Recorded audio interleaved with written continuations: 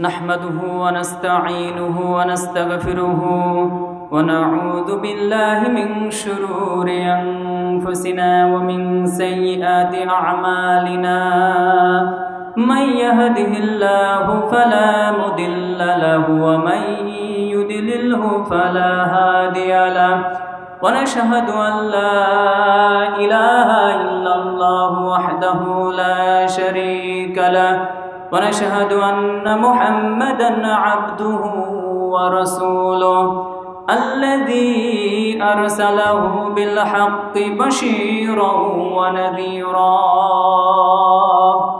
وداعيا إلى الله بإذنه وسراجا منيرا فقد قال الله تعالى في كلامه المجيد وفرقانه الحميد أعوذ بالله من الشيطان الرجيم بسم الله الرحمن الرحيم يا أيها الذين آمنوا صلوا عليه وسلموا تسليما اللهم صل على سيدنا مولانا محمد وعلى آل سيدنا مولانا محمد होना ये फूल तो बुलबुल का तरन्नुम भी न हो जमने दहर में कलियों का तबस्सुम भी न हो बलगल उला बिकमालिही कशफत तुजा बिजमालिही हसनत जमीउ खिसालिही सल्लु अलैहि व आलिहि कदमों में तेरी गिरता गलियों में तेरी फिरता गाहे जार जार रोता गाहे बेकरार होता बलगल उला बिकमालिही कशफत तुजा बिजमालिही हसनत जमीउ खिसालिही सल्लु अलैहि व आलिहि আরবের বুকে মক্কার পথে আমিনার যেথায় ঘর খোদার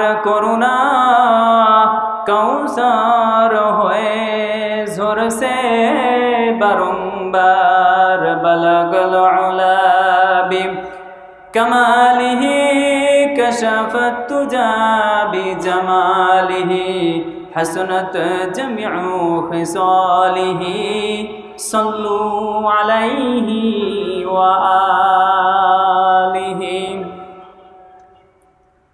खयरतला बाकुलिया हाफिजिया माद्रासार उद्योगे বিরাট তাফসিরুল কুরআনুল কারীমের মাহফিলের সম্মানিত সভাপতি হযরত উলামায়ে ইকরাম তলাবায়ে ইলম সামনে উপবিষ্ট দিনদার ভাইরা বাবাজিরা পর্দার আড়ালের মা এবং বোনেরা আজকের এই মহতী মাহফিলে যারা উপস্থিত হয়েছেন তাদের সকলকে আমার পক্ষ থেকে হৃদয় নিংড়ানো ভালোবাসা শুভেচ্ছা অভিনন্দন এবং সালাম জানাচ্ছি আসসালামু আলাইকুম ওয়া রাহমাতুল্লাহি ওয়া বারাকাতুহু সবটুকু শুকরিয়া সেই মহান রব্বুল আলামিনের জন্য যিনি আজকের এই মুতাবাররক মাহফিলে আমাদের আসার এবং বসার মেহেরবানি করে দান করেছেন সেই রবের দরবারে শুকরিয়া আদায় পড়ছি আলহামদুলিল্লাহ অগণিত অসংখ্য দুরুদ ও সালাম আল্লাহর সৃষ্টির প্রধান আকর্ষণ বিশ্বসভার সভাপতি সমস্ত নবী রসুলগণের মাথার তাজ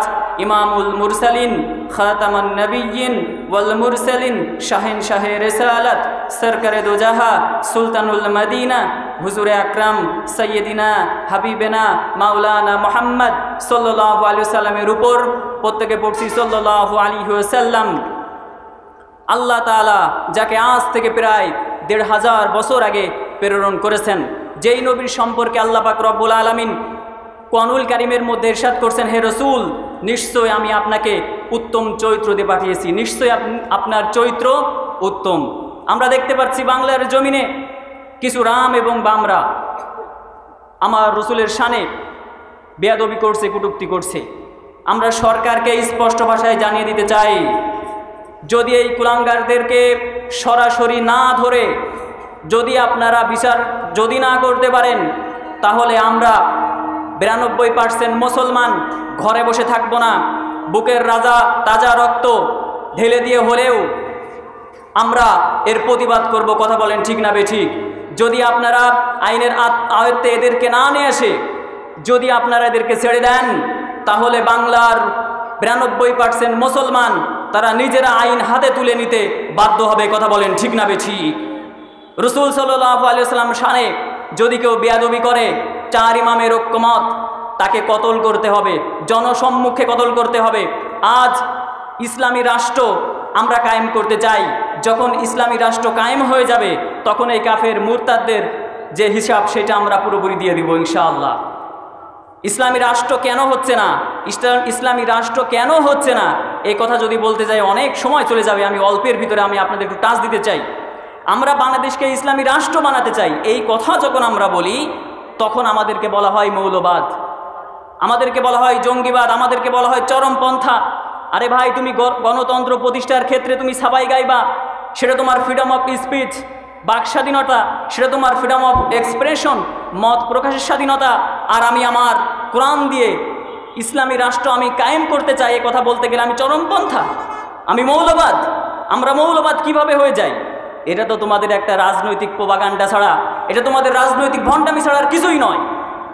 আমি আপনাদের অনুরোধ করব, আমরা যারা মুসলমান রয়েছি, আমরা সবাই এক প্ল্যাটফর্মে এসে সমস্ত দল মত নির্বিশেষে আমরা বাংলাদেশকে ইসলামী রাষ্ট্র করতে চাই। কথা বলেন ঠিক না বেঠিক?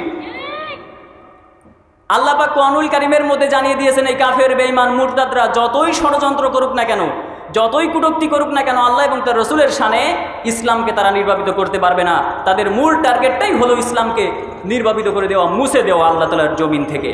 আল্লাহ পাক রব্বুল আলামিন কোরআনুল কারীমের মধ্যে ইরশাদ করছেন, আল্লাহ পাক বলেন, ইউরিদুনা লিয়ুতফিউ নূরাল্লাহি বিআফওয়াহিহিম ওয়াল্লাহু মুতিম্মু নূরিহি ওয়ালাউ কারিহাল কাফিরুন। কাফেররা চায় তাদের মুখের ফুৎকারে আল্লাহ তাআলার দ্বীনকে, আল্লাহ তাআলার আলোকে নির্বাপিত করতে। আল্লাহ তাআলা বলেন, আমি আমার দ্বীনকে, আমি আমার আলোকে পূর্ণতা দানকারী। যদিও কাফের বেঈমানরা তা অপছন্দ করে, এদের মনের ভিতরে যতই যারা যন্ত্রণা হোক না কেন, আল্লাহ তাআলার দ্বীনকে, ইসলামকে সারা বিশ্বব্যাপী আল্লাহ তাআলা ছড়িয়ে দিবেন। এদের মনের ভিতরে যতই জ্বালা যন্ত্রণা হোক না কেন। আল্লাহ পাক কোরআনুল কারীমের মধ্যে ইরশাদ করেছেন, আমি আমার রাসূলকে কেন পাঠালাম। আজকে আমার আলোচনার টপিকটা হচ্ছে রাসূলকে পাঠানোর উদ্দেশ্য, কোরআনুল কারীম নাজিল আল্লাহ তাআলা কেন করলেন, এই টপিকের উপর আলোচনা হবে। আল্লাহ পাক কোরআনুল কারীমের মধ্যে ইরশাদ করেছেন, আমি আমার রাসূলকে কেন পাঠালাম। হুয়াল্লাযী আরসালা রাসূলাহু বিল হুদা ওয়া দীনিল হক লিইয়ুযহিরাহু আলাদ-দীনি কুল্লিহি ওয়া কাফা বিল্লাহি শাহীদা। আল্লাহ পাক রব্বুল আলামিন কোরআনুল কারীমের মধ্যে ইরশাদ করছেন, তিনি তার রাসূলকে হেদায়েত ও সত্য দিন সহকারে প্রেরণ করেছেন, যাতে করে সমগ্র ধর্মের উপরে, সমগ্র মতের উপরে, সমগ্র দিনের উপরে ইসলামকে যাতে আল্লাহ তাআলা জয়যুক্ত করে দিতে পারেন, এই জন্য রাসূলকে পাঠিয়েছেন। সুবহানাল্লাহ বলেন। রাসূলকে পাঠানোর উদ্দেশ্যই হচ্ছে এটা, সমগ্র ধর্মের উপরে, সমস্ত মতের উপরে, সমস্ত পথের উপরে ইসলাম ধর্মকে যাতে জয়যুক্ত আল্লাহ করে দিতে পারেন, এই জন্য আল্লাহ রাসূলকে পাঠালেন, কোরআনুল কারীম নাজিল করলেন। আল্লাহ পাক অন্যত্র বলছেন, ইন্না আরসালনাকা বিল হাক্কি বাশীরান ওয়া নাযীরা ওয়া ইন মিন উম্মাতিন ইল্লা খলা ফিহা নাযীর। আল্লাহ পাক রব্বুল আলামিন কোরআনুল কারীমের মধ্যে বলেন, আমি তোমাকে সত্য দিন সহ পাঠিয়েছি, সুসংবাদদাতা সতর্ককারী হিসাবে তোমাকে আমি দুনিয়ার মধ্যে প্রেরণ করলাম। আর এমন কোন জাতি নাই যে সেই জাতির জন্য আমি আমার পক্ষ থেকে নবী পয়গম্বর পাঠাই নাই। সুবহানাল্লাহ বলেন। প্রত্যেক উম্মতের জন্য, প্রত্যেক জাতির জন্য আল্লাহ তাআলা পয়গম্বর পাঠিয়েছেন, সতর্ককারী পাঠিয়েছেন, পথ প্রদর্শক পাঠিয়েছেন, তাদের জীবনকে পরিবর্তন করে দেওয়ার জন্য, আল্লাহ তাআলার পথের পথিক বানানোর জন্য। তারা যে ভুল পথের উপরে ছিল, সেই ভুল পথ থেকে আল্লাহ তাআলার জান্নাতের পথের পথিক বানানোর জন্য আল্লাহ তাআলা যুগে যুগে পয়গম্বর নবী পাঠিয়েছে, জীবনকে সুন্দর করার জন্য, জীবনের মধ্যে আল্লাহ তাআলার বন্দেগী নিয়ে আসার জন্য।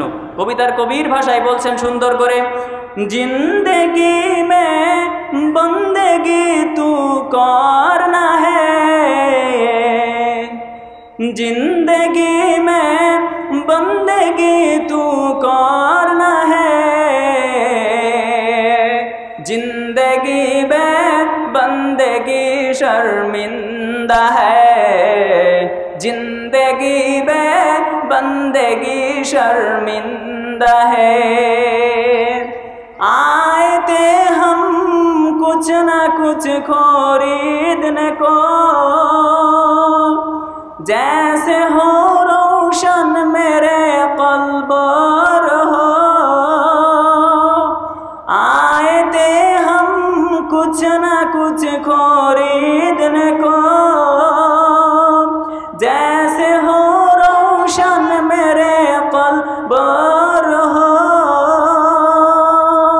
वरना कोई चारा तो जहाँ में न है, वरना कोई चारा तो जहाँ में न है। जिंदगी में बंदगी तू करना है, जिंदगी में बंदगी तू करना है, जिंदगी में बंदगी शर्मिंदा है, जिंदगी में बंदगी शर्मिंदा है। যুগে যুগে আল্লাহ তাআলা নবী পয়গম্বরদেরকে পাঠিয়েছেন তাদের আমলের পরিবর্তন করার জন্য, আমল সুন্দর করার জন্য। আজ তো আমাদের আমলও নাই, আমাদের বন্দেগীও নাই আমাদের জীবনের মধ্যে। কবিতার কবির ভাষায় বলছেন, अमल से जिंदगी बनती है, जन्नत भी जहन्नम भी। अमल से जिंदगी बनती है, जन्नत भी जहन्नम भी। एक अपनी फितरत में न नारी है न नूरी, एक अपनी फितरत में न नारी है ना नूरी। আপনি সুন্দর আমল করেন, আপনি ছেলে হন অথবা মেয়ে হন, আপনার আমল যদি ভালো হয়ে যায় আপনার জন্য জান্নাত। আপনি ছেলে হন অথবা মেয়ে হন, আপনার আমল যদি খারাপ হয়ে যায় তাহলে আপনার জন্য জাহান্নাম। এই জন্য আমাদের আমল সুন্দর করতে হবে। আমাদের আমলের মধ্যে যদি আমরা সুন্দর আমল আমরা করতে পারি, আল্লাহ তাআলার হুকুম, রাসূল সাল্লাল্লাহু আলাইহি ওয়াসাল্লামের তরিকা আমরা যদি নিয়ে আসতে পারি, আমাদের জন্য সেই নিয়ামতে পরিপূর্ণ জান্নাত অপেক্ষা করছে। সুবহানাল্লাহ বলেন। ছোট্ট একটা ঘটনা যদি আমি আপনাদের মধ্যখানে পেশ করি তাহলে বিষয়টা আরো ক্লিয়ার হয়ে যাবে। আমল যদি করেন আল্লাহ তাআলা কি দেবে দেখেন। আহমদ ইবনে হাম্বল রাহিমাহুল্লাহ যুগ শ্রেষ্ঠ মুহাদ্দিস, চার যে ইমাম রয়েছে সেই চারজন ইমামের মধ্যে একজন ইমাম আহমদ ইবনে হাম্বল রাহিমাহুল্লাহ, তিনি হাদিস সংগ্রহ করার জন্য মদিনা থেকে সফর করলেন। তিনি ওই মিশরের পথে সফর করলেন। মদিনা থেকে তিনি সফর করছেন হাদিস সংগ্রহ করার জন্য মিশরের পথে। এখন কত সুন্দর যোগাযোগ ব্যবস্থা, তখন যোগাযোগ ব্যবস্থা ওইরকম ছিল না। ওটার ঘোড়ায় করে যাওয়া লাগতো, গাধাই করে যাওয়া লাগতো, খচ্চরে করে যাওয়া লাগতো। এখন কত সুন্দর যোগাযোগ ব্যবস্থা হয়ে গেছে। সেই সময় হাজার হাজার কিলোমিটার পাড়ি দিয়ে তারা দ্বীনের খেদমত করেছেন। সুবহানাল্লাহ বলেন। হাদিসের খেদমত করেছেন। হাদিস সংগ্রহ করার জন্য আহমদ ইবনে হাম্বল রাহিমাহুল্লাহ তিনি সফর করলেন। দিন যায় রাত যায়, এইভাবে যাইতে যাইতে তিনি একবার পৌঁছিয়ে গেলেন। যখন তিনি ওইখানে পৌঁছালেন রাতের বেলা, এশার ওয়াক্ত হয়ে গেছে। তিনি নামাজ পড়ার জন্য একটা মসজিদে ঢুকলেন। নামাজ যখন আদায় করা শেষ হয়ে গেল, তিনি মনে মনে ভাবলেন রাতটাই মসজিদে আমি কাটিয়ে যাই, কারণ মিশরের অবস্থা সকালে দিনের বেলা প্রচুর পরিমাণে গরম আর রাত্রের বেলা প্রচুর পরিমাণে ঠান্ডা। তিনি ভাবলেন যে আমি এইখানে রাতটা যাপন করি, সকালের দিকে আমি আবার রওনা করব আমার হাদিস সংগ্রহ করার জন্য। তিনি যখন অবস্থান করছেন তখন ওই মসজিদের খাদেম মুয়াজ্জিন এসে বলে, এইখানে থাকা যাবে না, আপনার বাসা কোথায়, আপনি কোন জায়গা থেকে আসছেন? বলছেন মুসাফির। নিজের পরিচয় নিজে দেন নাই। নিজের পরিচয় যদি নিজে দেন, শুধু মুয়াজ্জিন নয়, ইমাম পর্যন্ত আহমদ ইবনে হাম্বলকে মাথায় করে রাখবেন, নিজেই পরিচয় দেন নাই। এই কথা বলার সঙ্গে সঙ্গে বলছে এখানে আপনার থাকা যাবে না, আপনি বের হয়ে যান। এই মসজিদে থাকার কোনো ব্যবস্থা নাই, এই মসজিদের কোনো নিয়ম নাই, আপনি বের হয়ে যান। বের হয়ে গেছেন ওখান থেকে। কত বড় মাপের আলেম, যুগশ্রেষ্ঠ আলেম, যার হাদিসের খেদমত, দিনের কত বড় তিনি খাদেম, যুগশ্রেষ্ঠ মুহাদ্দিস, তিনি তার পরিচয় দিলেন না। তিনাদের থেকে আমাদের শিক্ষা নেওয়া দরকার। আলেম ওলামাদের, তিনাদের মনের মধ্যে কোনো হিংসা ছিল না, বিদ্বেষ ছিল না, গৌরব ছিল না। নিজেকে মিটায়ে দিয়েছেন আল্লাহ তাআলার হুকুমের সামনে, নবীর তরিকার সামনে। ছোট্ট একটা ঘটনা যদি এইখানে বলি, আমরা যারা আলেম ওলামা আছি, আমাদের মধ্যে আজ হিংসা বিদ্বেষ পরিপূর্ণ হয়ে গেছে, গীবত শেখায়েতে পরিপূর্ণ হয়ে গেছে। আমাদের আমল নাই, আমাদের যে আল্লাহ তাআলার ভীতি, সেই আল্লাহ তাআলার ভীতি নাই আমাদের মধ্যে। আলেম ওলামা পর্যন্ত আমরা আজ গীবত শেখায়েতে ব্যস্ত। আলেম ওলামা পর্যন্ত আমরা আজ আমাদের মুখের যে বাক, এই বাকটা আমরা হারিয়ে ফেলছি। আল্লাহ তাআলার হুকুম, রাসূল সাল্লাল্লাহু আলাইহি সাল্লামের তরিকার মধ্যে আমরা চলতে পারছি না। আমাদের কথা, আমাদের কাজ, আমাদের আচরণ, আমাদের ব্যবহার, সাধারণ যে মানুষ তারা আমাদের আচার আচরণ ব্যবহার থেকে তারা হতবাক হচ্ছেন, অবাক হয়ে যাচ্ছেন। তাদের অবস্থা কী ছিল, তাদের থেকে আমাদের শিক্ষা নেওয়া দরকার, আছে না নাই? তাদের থেকে আমাদের শিক্ষা নিতে হবে। নিজের কোনো বড়ত্ব তিনি প্রকাশ করলেন না, নিজের পরিচয় তিনি নিজে দিলেন না। আহমদ ইবনে হাম্বল আজ আমাদের মধ্যে গীবত শেখায়েতে পরিপূর্ণ হয়ে গেছে। আজ প্রত্যেকটা সেক্টরে প্রত্যেকটা মানুষ যে যেইখানে আছে তারা আজ গীবতে ব্যস্ত।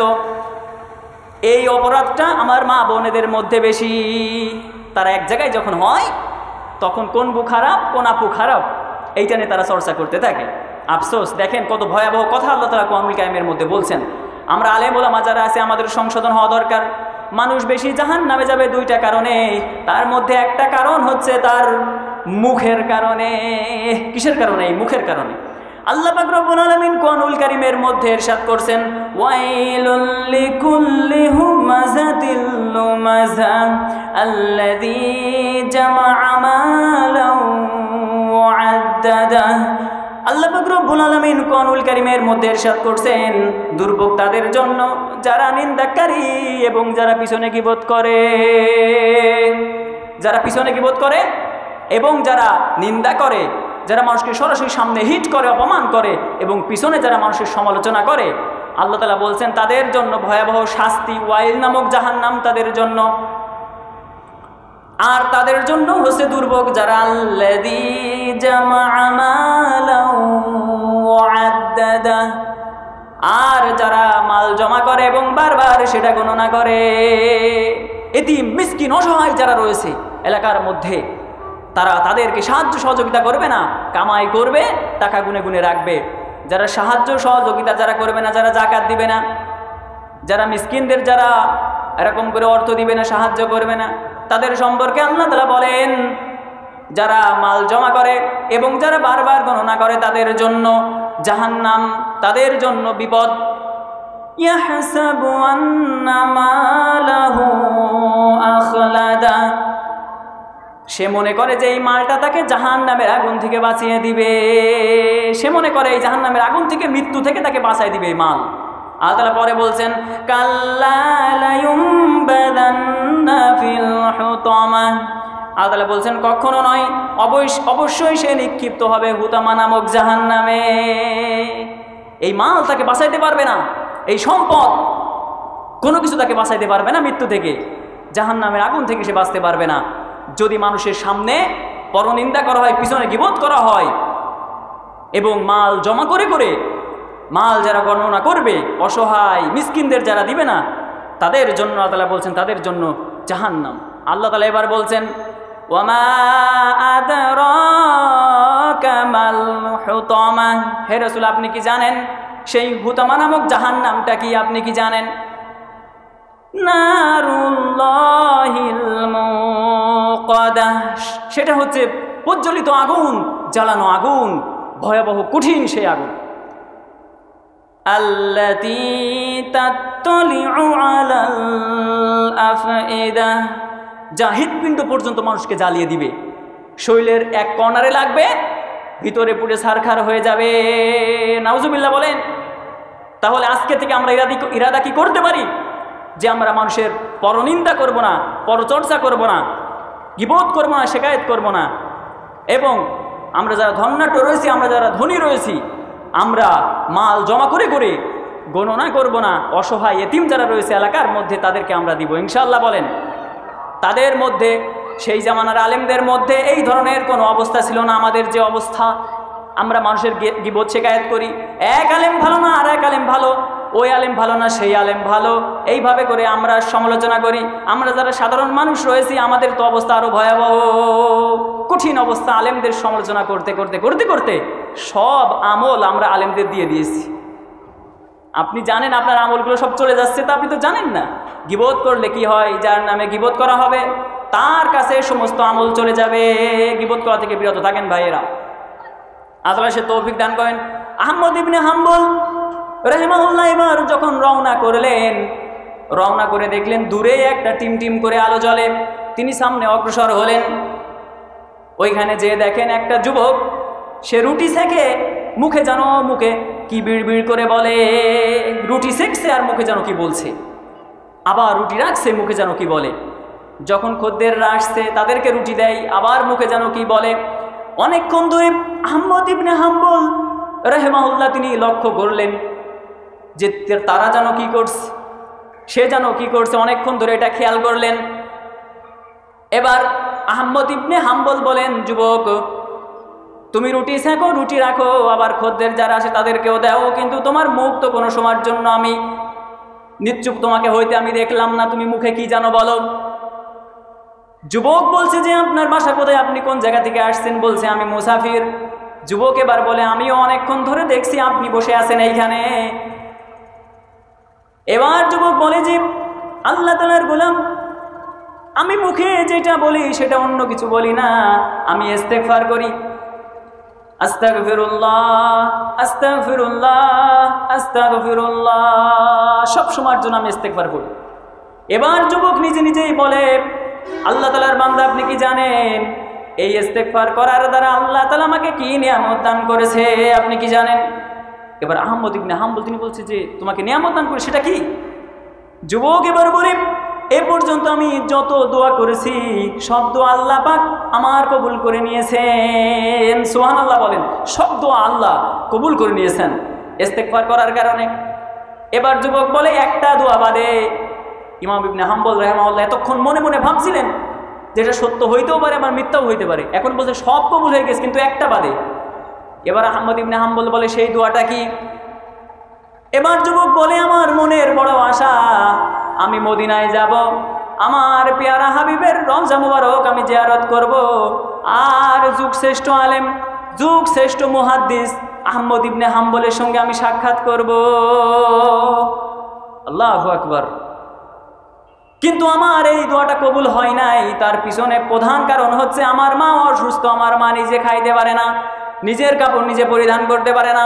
আমার মা অসুস্থ হওয়ার কারণে সারাদিন আমি রুটি বিক্রি করি, আর সন্ধ্যের সময় গিয়ে আমি আমার মায়ের খেদমত করি, যার কারণে এটা কবুল হয় নাই। আহমদ ইবনে হাম্বল এবার বসা থেকে উঠে গিয়েছেন, আল্লাহু আকবার করে তাকবীর দিয়েছেন। যুবক বলে যে আপনি তাকবীর কেন দিলেন? এবার আহমদ ইবনে হাম্বল বলেন যে যুবক তুমি তোমার ইস্তেগফার করার কারণে, তোমার মায়ের খেদমত করার কারণে আল্লাহ তাআলা তোমার সব দোয়া কবুল করেছে, কিন্তু একটা করে নাই, তোমার কষ্ট করে যাওয়া লাগে নাই ওই মদিনায়। আল্লাহ তাআলা তোমার সামনে, তোমার রুটির দোকানের সামনে আহমদ ইবনে হাম্বলকে হাজির করে দিয়েছেন। সুবহানাল্লাহ বলেন। তাদের অবস্থা কি ছিল? আউলিয়ারা কার উকবা ইখতিয়ার, জাহেলারা কার দুনিয়া ইখতিয়ার। তাদের অবস্থা কি ছিল আর আমাদের অবস্থা কি?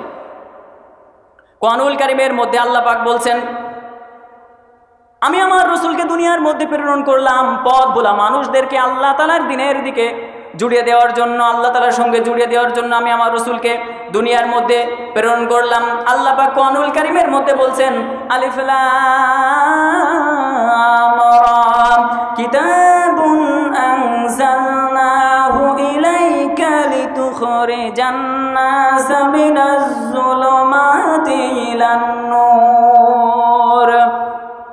আল্লাহ পাক কোরআনুল কারীমের মধ্যে বলেন, এই একটি কিতাব আমি আপনার উপরে নাজিল করেছি যাতে করে তুমি অন্ধকারে থাকা মানব জাতিকে আলোর দিকে নিয়ে আসতে পারো। সুবহানাল্লাহ বলেন।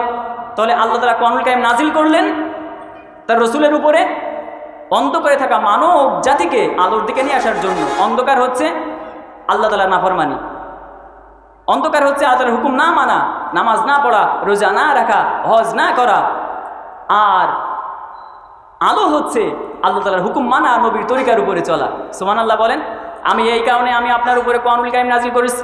রাসূল সাল্লাল্লাহু আলাইহি ওয়াসাল্লাম যে দুনিয়ার মধ্যে আসবেন, এই কথা হযরত ঈসা আলাইহিস সালাম অনেক আগে জানিয়ে দিয়েছেন তার উম্মতদেরকে। সেই কথা আল্লাহ পাক কোরআনুল কারীমের মধ্যে জানিয়ে দিলেন। وَإِذْ قَالَ عِيسَى ابْنُ مَرْيَمَ يَا بَنِي إِسْرَائِيلَ إِنِّي رَسُولُ اللَّهِ